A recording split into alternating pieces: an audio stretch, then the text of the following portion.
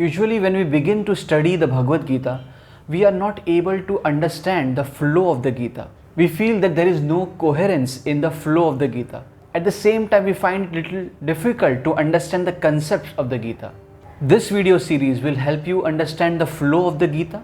At the same time, will help you understand the concepts of the Gita in a simplified manner. We begin with the first chapter of the Bhagavad Gita in this video. Once you watch this video attentively, you will have a complete understanding of the first chapter of the Bhagavad Gita, and you will find it easier to read and study the first chapter when you sit for studying on your own. The first chapter of the Bhagavad Gita consists of 46 verses and is divided into two parts.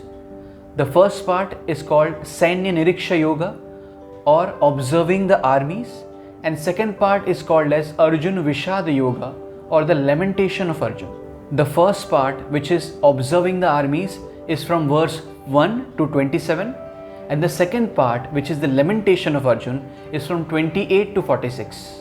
These two parts can be further divided into 5 sections. First section is question by Dhritarashtra, which is the first verse. Second section is observing the armies by Duryodhana, which is from verse 2nd to 11.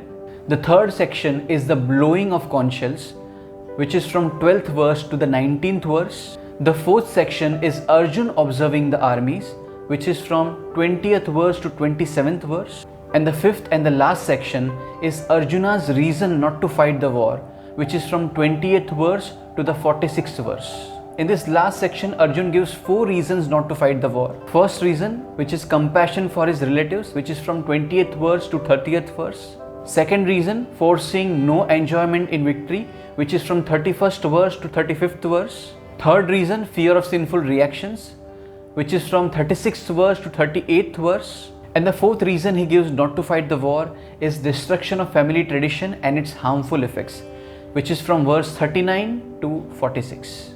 So let us begin discussing the first section, which is question by Dhritarashtra. The first section of the first chapter of the Bhagavad Gita begins by Dhritarashtra asking a question to his secretary Sanjay. Dhritarashtra was doubtful about the possibility of war because the war was held at a holy place called Kurukshetra, and he was thinking that maybe because of the influence of the holy place, his son Duryodhana and the Pandavas might change their mind and come to a compromise and not fight the war. Dhritarashtra didn't want any such compromise, and he wanted that the war should happen, and that is why he wants to confirm from his secretary Sanjay that are they fighting or not, whether the war is taking place or not. Although his sons and the sons of Pandu have assembled in this place of pilgrimage called Kurukshetra with a desire to fight, are they fighting the war or not? Replying to the question of Dhritarashtra, Sanjay is indicating that the war is definitely happening. He informs Dhritarashtra that after observing the army so expertly arranged by the Pandavas, Duryodhana got scared and he went to his teacher Drona to discuss the issue. Before the start of the war, Duryodhana was thinking that he will defeat the army of the Pandavas very easily. But seeing the way the Pandav army was arranged so expertly, he understood that it will be a tall task to achieve. The army of the Pandavas was arranged by Dhritarashtra, who was a disciple of Drona, who happened to be the son of the sworn enemy of Drona named Drupad.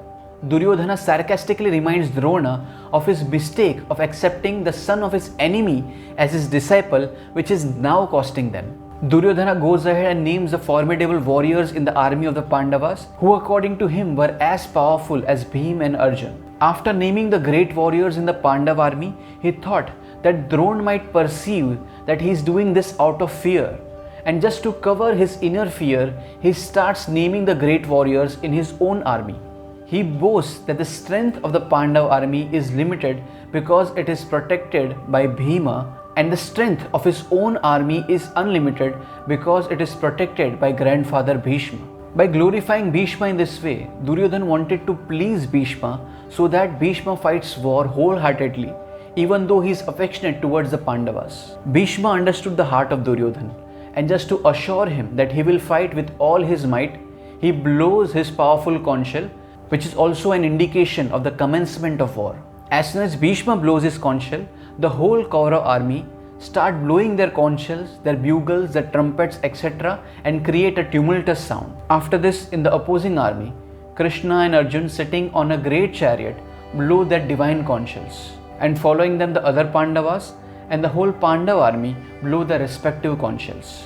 The sound created by the combined roaring of all these conchshells of the Pandav army created a great sound vibration, which actually shattered the hearts of the Kauravas. Such effect was not seen on the Pandavas when the Kauravas blew their conchshells. Thereafter, Arjun took his bow and was prepared to shoot and fight. But looking at the army of the Kauravas, Arjun requested Krishna, who was his charioteer, to take the chariot between the two armies so that he can clearly see all those who were present on the side of Duryodhana with a desire to please him. As requested, Krishna takes the chariot between the two armies and places specifically in front of Bhishma and Drona. From there, Arjun could see the whole Kaurav army was filled by his friends and relatives. The Kaurav army had warriors which were like his fathers because they were his father's contemporaries. Grandfathers like Bhishma, teachers like Drona, uncles like Shalya, brothers like Duryodhana, friends like Ashwatthama, and well-wishers like Kritavarman. Seeing all these different kinds of relatives present before him with a desire to fight, and the thought of all of them getting killed in the battle disturbed the mind of Arjun, and he became overwhelmed with compassion for them. Foreseeing the imminent fate of these different grades of relatives, Arjun thought that maybe fighting the war was not the right thing to do. And just like when we don't want to do something, we start justifying it by giving various reasons, Arjun gives various reasons not to fight the war. Arjun in this section gives 4 reasons not to fight the war. The first reason he gives is compassion for his friends and relatives.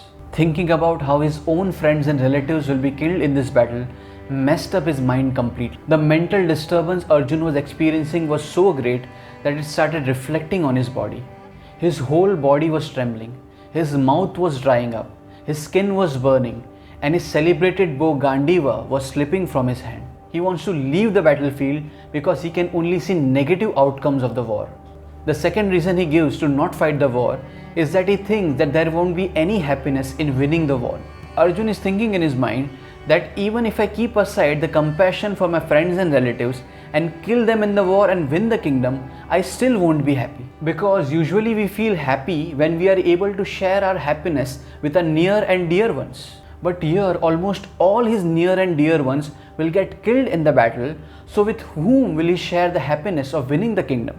Next, he thinks that even if he disregards this point and he still fights and kills his relatives, but the very act of killing his relatives will give him sinful reactions. He might kill them and win a kingdom, but the sin of killing one's relatives will not allow him to live happily in this life nor in the next. He argues that if his relatives are so blinded with a desire to enjoy the kingdom and they see no fault in fighting the war, why should he follow them and ruin his own life? The fourth reason Arjun gives not to fight is that when thousands of warriors will get killed on the battlefield, then nobody will be left to pass the family traditions to the future generation, because of which the remaining members of the family will get involved in immorality. When thousands of women will get widowed at once, then the unscrupulous men in the society will try to take advantage of these women and engage them in immoral behavior. Children born out of such immoral union will have lower consciousness, and which will in turn create chaos in the society.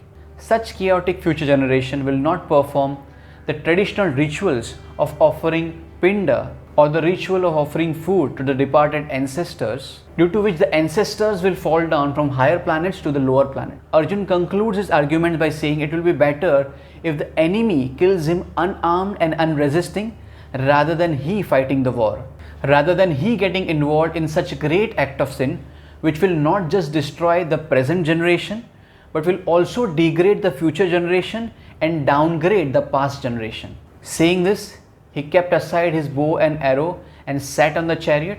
His mind became overwhelmed with sadness. So here we conclude the first chapter of the Bhagavad Gita. Hope you found it useful. I'll soon upload the second chapter. If you like this video, do like, share and subscribe.